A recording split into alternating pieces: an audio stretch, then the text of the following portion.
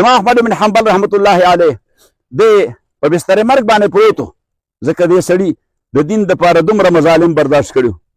دومره یې وهلو خو دا سړی سرنډر واله نه دا سړی سر ټیټه نه د سر نه ټیټو د حکمران د ظلم خلاف ډټ کې ولاړو په یو مسله باندې الله دې درجات عالیه ورکړي مسله د خلق القرآن باندې چې دا قرآن حادث دی که قدیم دی نو زمونږ عقیده څه ده دا معتزلي دی صحیح ها صحیح ده که نه دا د واصل ابن عبید مرید دی صحیح یا د شیخ عبدالجبار مرید دی د چا مرید دی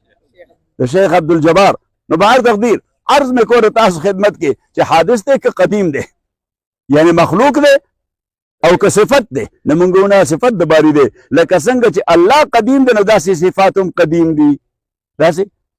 صفات هم قدیم دي نو محترم ورونو اوس امام احمد ابن حنبل په دې سټینډ واغسته او حکمران د زمانې اگر چې هغه د امام مالک شاګرد و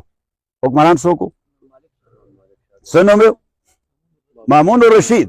نو دا ډېر لوی محدث دی یعنی صرف بادشاه نه دی محدث ته قال حدثنا مامون محدثین روایت کوي دنه هم پلار دی او قال حدثنا هارون محترم ورونو پلار او زامن ټول د امام مالک شاګردانو خو د مور د فارس وه د کوم ځای وه د ایران او په ایران کې هغه زمانه کې اعتزال هم و شیعیت سره صحیح نو د ده ماماخیلي ټول د معتزله خو یعنی اصلا شیعګان خو دا شیعګان د معتزله نه متاثر وو نو ده باندې د هغې فکر اثر کړی و د هغې فکر پې اثر کړی نو د سرکاري سرپرستی کې دا عقیده په خلکو په زور منله چې قرآن حادث دی قرآن څه دی حادث دی خدای پیدا کړی دی دی څه شی دی دی خدای پیدا امام احمد بن حنبل سټینډ واغسته احمد بن حنبل سټینډ واغسته دا وی قدیم دی د خدای صفت دی روزانه به شل کوړې په جیل کې وهه شل کوړې خو امام رحمت الله علیه ته الله دا استقامت ورکړو بلکې چې کله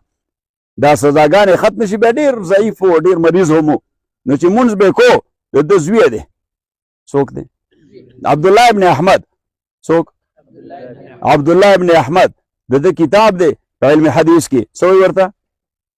مسند احمد څه وایي ورته نو په دې کې 50,000 احادیث دي 40,000 امام احمد ابن حنبل جمع کړي دي دا 10,000 زوی جمع کړي دي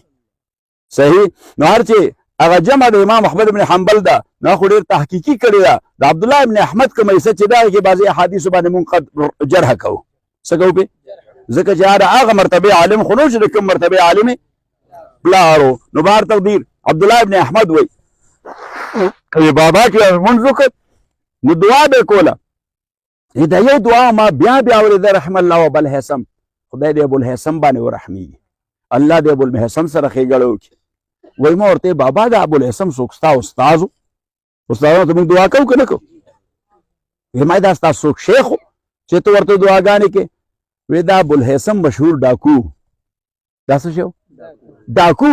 نوم یې لره په ټوله علاقه کې ګینګسټر و نو وی دا ته د دعاګانې کې او که نه زه چې جیل ته لاړم نو ما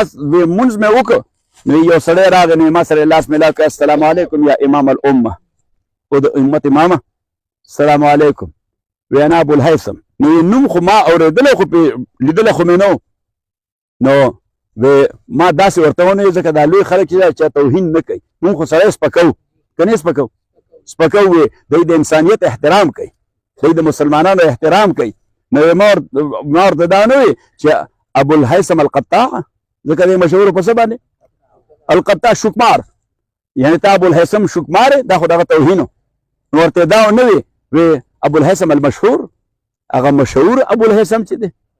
څه شی دی وی هغه پوه شو وی هغه مشهور ابوالهیثم چې دی نو ما ته چې یا امام الامه او د امت امامه زه راغلی یم دلته ډاکه کې او دا مې 14 ځل دی 14 ځل مې دی ما له 10 کوړې روزانه راکوي خو چې کله هم زه رها شم نو زه بیا خپل کار شروع کړم چې رها شم وی زه په دې پوه یم چې دا ناروا دي حرام دي ګناه کبیره دی خو بس زما یو عمل دی نو بس کوم یې زه ما سر نه دی ټیټ کړی نه مې ورسره منلی چې نه به یې کوم خو پرې مې دي وایي چې نه مني زه پرېږدی نو زه بیا ملګرو ته وایم چې راځئ بیا اختر دی نو بیا ځان سره واخلم او ته خو الله د پاره راغلی چې کمزوري ښکاره نه کړي نو امام احمد بن حنبل وایي چې زه به یې وهلم نو که ما کې به کمزوري هم راته نه د ابوالهیثم خبره به راته یاده شوه نو هغه سړي ما سره ډېر احسان کړی دی نو ځکه هغه ته دعا کوم چې رحم الله ابوالهیثم بیا د امام احمد بن حنبل رحمت الله علیه مورث ډېر نیک سړی شه